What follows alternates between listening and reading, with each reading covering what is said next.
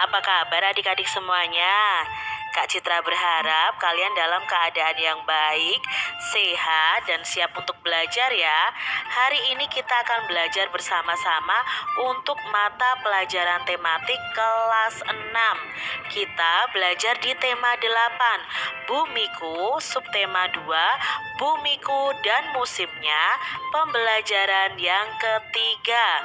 Mari adik-adik kita belajar dengan penuh semangat ya.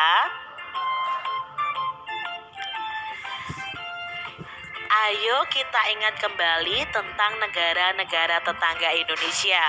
Lalu bagaimana kondisi sosial budayanya?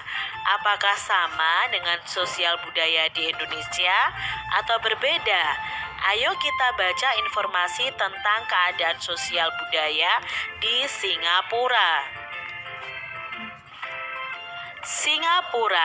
Singapura termasuk negara dengan penduduk yang padat. Sebanyak 85% rakyat Singapura ini tinggal di rumah susun. Penduduknya itu terdiri atas etnis Tionghoa, Melayu, dan India. Rakyatnya ini menganut agama Buddha, Islam, Kristen, dan Tao. Penduduknya ini berbahasa Inggris, Mandarin, Melayu, dan Tamil. Nah, rakyat Singapura ini sangat disiplin dalam masalah kebersihan. Singapura ini menjadi negara paling bersih di Asia. Singapura ini banyak dikunjungi oleh para wisatawan. Mereka ingin berbelanja di Singapura. Nah, ini adalah informasi mengenai negara tetangga kita, yaitu Singapura adik-adik. Ini adalah tabel kondisi geografis dan kondisi sosial budaya serta analisis hubungan kondisi geografis dan sosial budaya dari negara Singapura. Nah, kondisi geografisnya bagaimana? Singapura ini adalah negara kepulauan. Sebagian besar Singapura ini berupa dataran rendah. Singapura ini terletak 137 km di utara Johor, Malaysia. Memiliki keunikan sosial budaya. Begitu juga dengan kondisi lingkungan alamnya. Meskipun memiliki lingkungan alam yang berbeda-beda, setiap negara pasti memiliki kepedulian yang sama terhadap kelestarian lingkungan hidupnya. Perhatikan infografis yang disajikan di bawah ini atau di gambar ini adik-adik. Nah, bersama dengan temanmu, coba kalian lakukan analisis terhadap infografis yang disajikan dan identifikasi informasi yang kamu dapatkan dari infografis tersebut. Nah, sajikan dalam bentuk peta pikiran. Nah, di sini adalah tentang manfaat konservasi alam. Nah, ya di sini ya, manfaat konservasi alam itu apa? Misalnya melindungi kekayaan dan menjaga ekosistem alam, melindungi spesies flora dan fauna, ya, menjaga kualitas lingkungan, mencegah lingkungan dari pencemaran lingkungan yang mengakibatkan bencana. Dan bentuk menjadi peta pikiran bisa seperti ini adik-adik. Isinya sama dengan yang depan tadi ya, bahwa manfaat konservasi alam itu melindungi spesies flora dan fauna, menjaga kualitas lingkungan, dan lain sebagainya. Jadi bisa kalian bentuk dalam peta pikiran seperti ini. Nah, adik-adik, menjaga kelestarian lingkungan hidup merupakan tanggung jawab bersama. Setiap warga negara itu bertanggung jawab melakukan upaya-upaya untuk melestarikan lingkungan hidup. Nah, apakah kamu tahu makna dari tanggung jawab?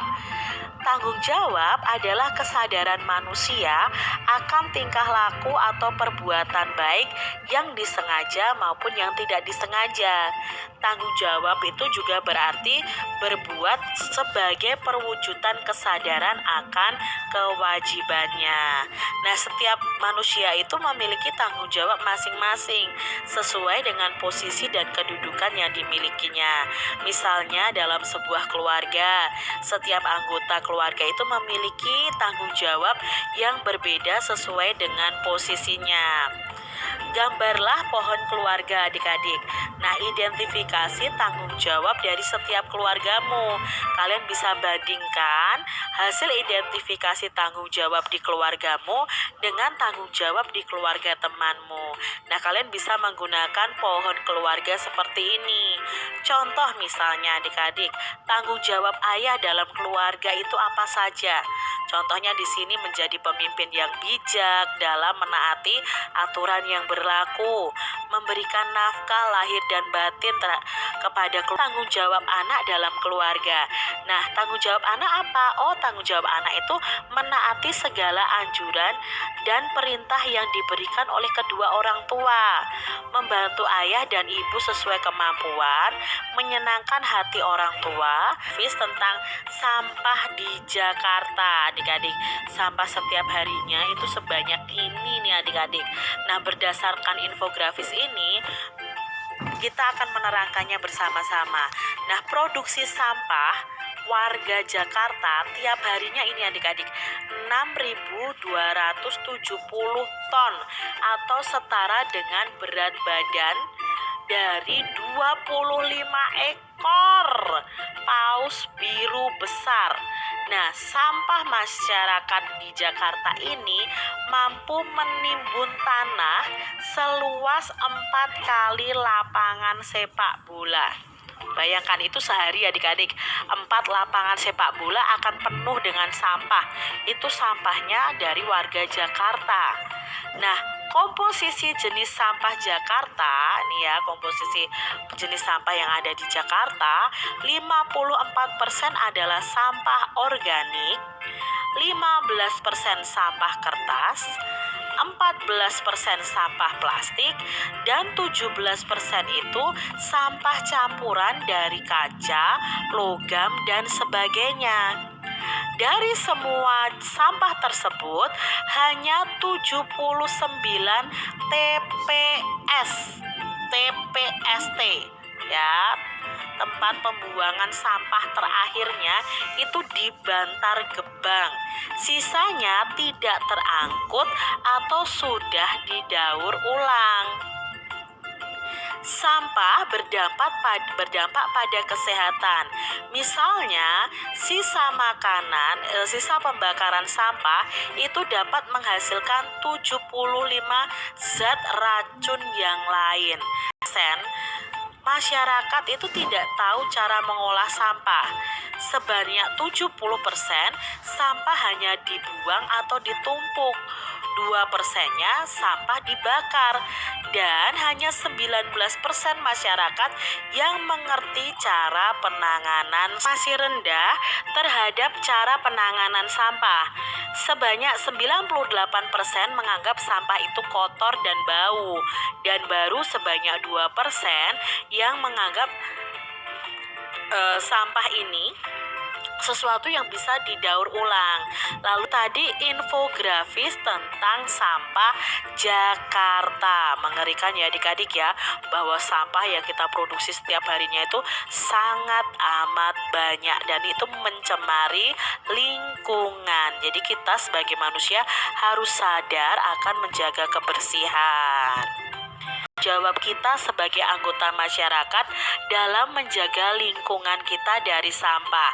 Nah, di sini tanggung jawab kita sebagai anggota masyarakat dalam menjaga lingkungan kita dari sampah yaitu yang pertama, mengurangi, menggunakan kembali, daur ulang, dan menggantikan sampah.